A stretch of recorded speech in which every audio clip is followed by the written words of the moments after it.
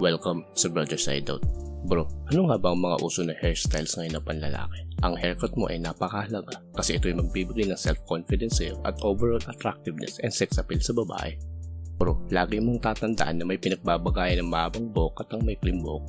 Kaya dapat ugaliin mong magtanong sa barbero mo para ikaw ay makasigurado. Pro tip, kung ikaw ay magpapagupit sa barbero, ay dapat meron kang dalang picture ng gusto mong hairstyle para ito ay magkaya at magkaroon ng idea ang barbero mo. Pero itanong mo pa rin kung bagay bang napili mong gupit sa'yo. Bro, pag-uusapan natin ang top 10 hairstyle na panlalaki na dapat mong malaman. Tignan mo tumaigi kung anong babagay na hairstyle para sa'yo para mag-iba ang buong physical appearance mo at maging kapansin-pansin ka sa babae. Naka-breakdown ang hairstyle natin para sa mahabang buhok at maikling buhok. Magsimula tayo sa mahabang buhok. The undercut. Ang undercut ay isang malinis na hairstyle kasi yung likod at makabilang kilid ng buhok mo ay ahit o maikli at tinitira lamang ang nasa taas ng buhok mo.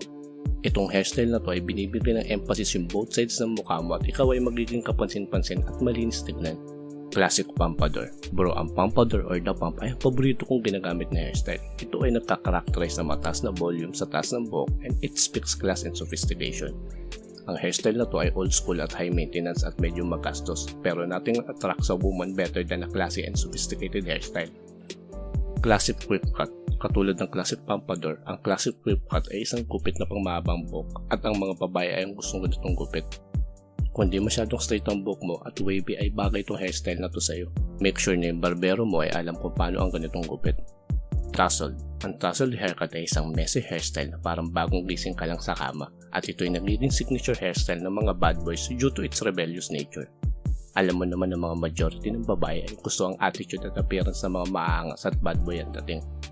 Ang tousled ay mahirap ayusin pero depende kung kano kagulo mo gusto tignan ng buhok mo. But always remember na kahit mukhang magulo ito ay stylish pa rin. The side part.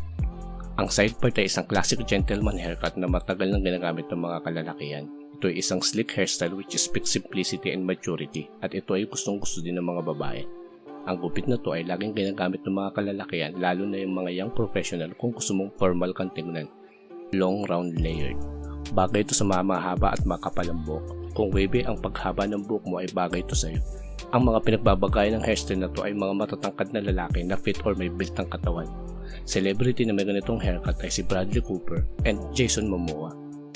Pro tip, huwag mo ugaliin i-shampoo ang buhok mo kasi ang shampoo ay nakakaalis ng natural oil sa anit at nakakadry ng buhok. Pwede mo hugasan ng buhok mo gamit lamang ang tubig.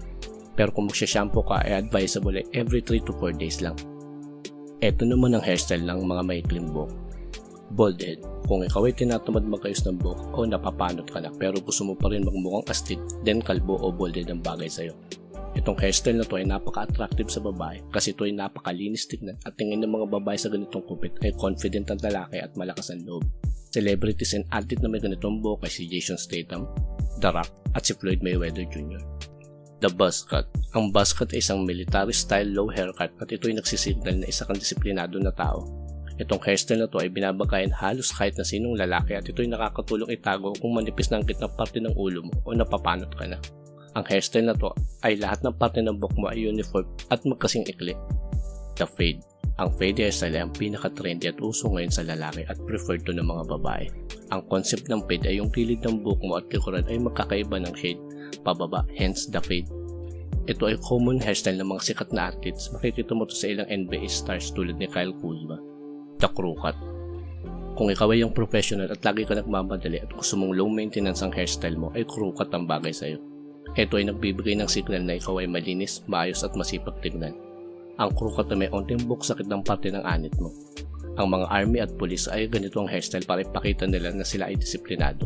Pro advice, always choose 2 to 3 hairstyles kada taon para iba-ibang itsura mo at appearance mo all year round.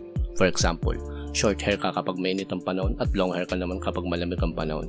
Ugaliin mo mag-experiment sa hairstyle mo para laging bago ang itsura mo at maging kapansin-pansin ka at hindi mauumay ang babae sa appearance mo. Ano ba ang mga advantages at disadvantages ng long hairstyle at short hairstyle? Magsimula tayo sa long hairstyle. Advantages. Stylish and classy ka tignan. Ang appearance at ang hairstyle mo ay unique. Malakas ang appeal mo sa mga babae na gusto ang long hair na buhok. Disadvantages. High maintenance at magastos. Kailangan mo gumamit ng equipment tulad ng hair blower or hair straightener para ma-style ang buhok mo. gagamit kang pang style ng buhok like wax, pomade, time consuming sa pag-aayos ng buhok. Sunod naman ay ang advantages at disadvantages ng short hairstyle. Advantages: low maintenance at hindi magastos, hindi time consuming sa pag-aayos ng buhok, mukha kang disiplinado at malinis tingnan para sa babae. Disadvantages: hindi ka stylish tignan sa babae na gusto ang long hair. Kailangan mo laging hugasan ang ulo mo kasi ito ay exposed sa pawis at alikabok. Laki ka dapat magpapagupit para ma-maintain ang maikling buhok. Bonus tip: ito naman ang mga tip para makapamili ka ng hairstyle na babagay sa'yo. Basically bro, merong 8 shapes ang mukha ng lalaki: heart, square, pear, rectangle, round, oval, diamond, at oblong. Kung square shape o oval face ang hugis ng mukha mo ay halos pwede lahat sa'yo ng kahit anong hairstyle, depende na lang sa preference at gusto mong maintenance. Pero sa mga round, diamond at heart shape ang hugis ng mukha ay dapat iwasan mo ang high volume na buhok tulad ng classic quiff cut at classic pompadour. Pwede mong gamitin ng buzz cut, crew cut, undercut o side part. Ngayon bro, nalaman mo na ang pinaka-attractive hairstyles na panlalaki. Kaya ugaliin mo magtanong lagi sa barbero mo kung anong pwede mong i-style sa buhok mo at kung paano to ayusin.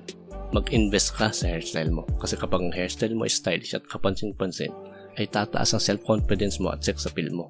At eventually mararamdaman ng babae na ikaw ay may class, sophisticated at disiplinado.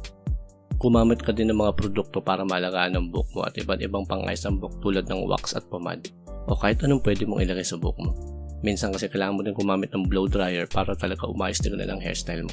Always ensure na lagi kang on point sa haircut mo. Ang advice ko sa'yo ay para lagi kang malinis tignan ay ipatrim mo ang buhok mo every 2 to 3 weeks para laging fresh ang hairstyle mo. Salamat sa panonood at welcome sa Brother's Hideout.